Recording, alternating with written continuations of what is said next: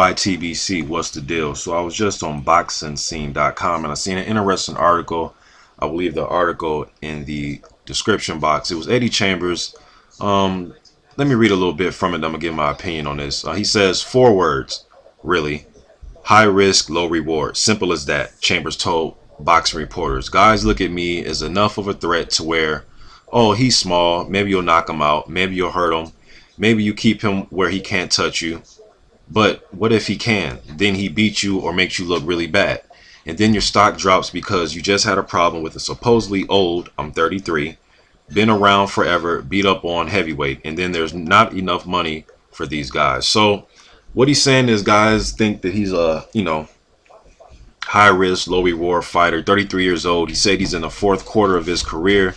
He wants to close it out with a bang. He wants a shot at a title. So he's trying to fight a Deontay Wilder, Tyson Fury, Charles Martin. He is with Al Heyman, and I feel where Eddie Chambers is coming from. Chambers had opportunities in the past. 2008, he lost to Povetkin in the IBF Eliminator. 2010, he lost to Vladimir after winning Eliminator against Derek Rossi when Rossi was undefeated. He beat, he lost to Vladimir. He lost that WBO, IBF. He had a shot at the titles, got knocked out. He's beat Derek Rossi twice, beat Calvin Brock, beat Samuel Peter, beat Alexander Dimitrenko. So he's had his opportunities.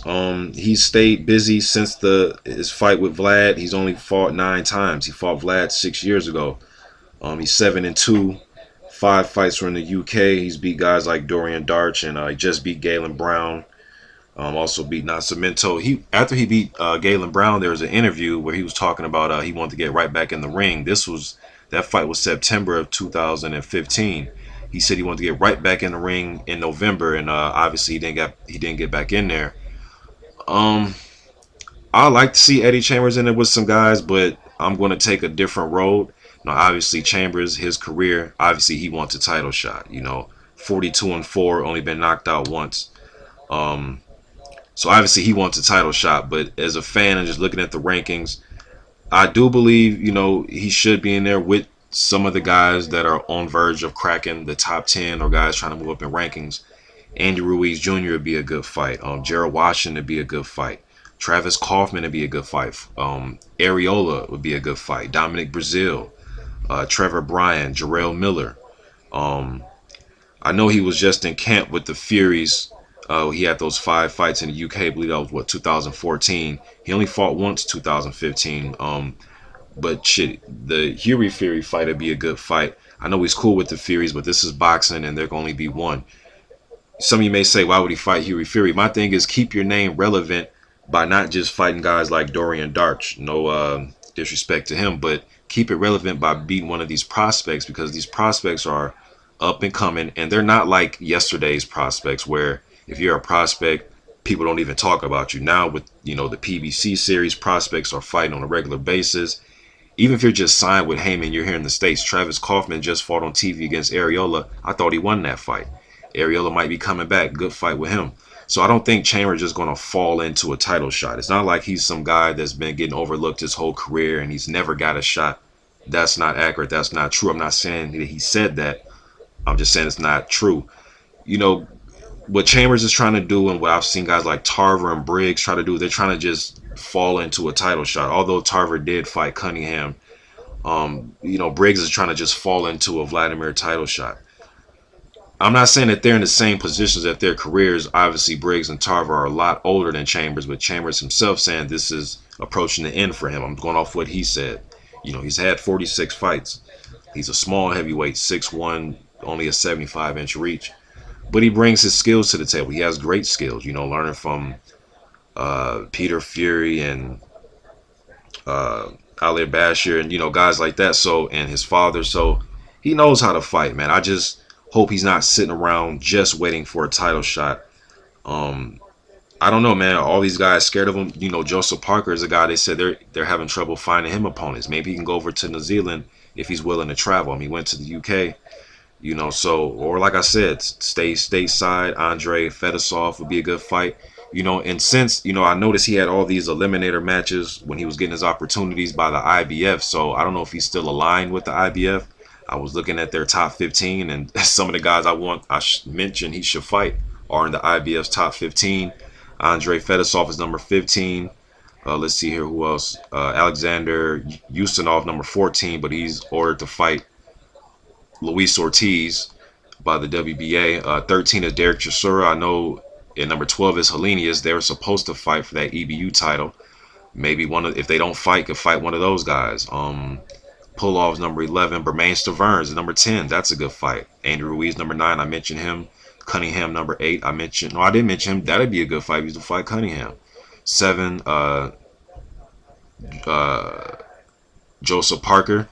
They have Joseph Parker on here, or Joshua Parker, but it's supposed to be Joseph Parker. Again, like I just said, travel to New Zealand. That'd be a good fight. Carlos Takam is number 6. Another good fight. There are some good fights here. Number 5 is Anthony Joshua. Number 4 is Erkin Tepper. He's out. And number 3 is Charles Martin. These are old rankings because Martin's the champion now. But and number 2, it's not rated. And number 1 was Art Glaskov. Again, these are ratings from January 4th, so they're not updated. But the guys I named before looking at the IBF list are pretty much the guys that I have on my list he can fight. Again, the top prospects like Trevor Bryan, Jarrell Miller, all good fights. Joseph Parker, or some of these guys are in the IBF. But according to Chambers, all these guys are turning down fights. Now I'm starting to hear this a lot. This is starting to pick up a little bit with some of the heavyweights that I'm hearing talk. They saying everybody's ducking fights from them. You know, Parker, his team have came out with statements saying a lot of guys have turned down fights. I've heard Jarrell Miller say that Trevor Bryan turned down a fight with him. You know, so hopefully these guys don't start that trend. And, you know, if Chambers does stay around, I just hope he doesn't just, you know, wait for title shots, and especially not even being rated. Wouldn't be a good idea. But he's with Heyman. He's on PBC, so take advantage of that. Even if you get in there with Fred Cassie just to stay on TV, to stay relevant. As me as a heavyweight fan, I would like that fight. I know a lot of other fans probably don't even know who Fred Cassie is, but just stay on TV, stay relevant. If you want to tiptoe to cruiserweight, now he came in at 230 in his last fight against Galen Brown, his career high. Usually he's around 218, 219. He may go to 220, but he came in at 230, and he fought that fight last year towards the end of the year in September, and I believe the fight prior to that was in November 2014, if I remember correctly. You know, so if he was to go down and, you know, fight a smaller upcoming prospect like a Keith Tapia, if Tapia people were to want that fight, that would be a good fight. I would watch it, you know, but at this point I just want to see Chambers back in the ring. You know, if he's serious, and he's been in good training camps with the Fury boys, so want to see more Eddie Chambers. What do you guys think? Do you think it's too late? He's washed up? Do you think he has a chance of, you know, winning the title? Do you think his days are long gone? YTBC, I'm out.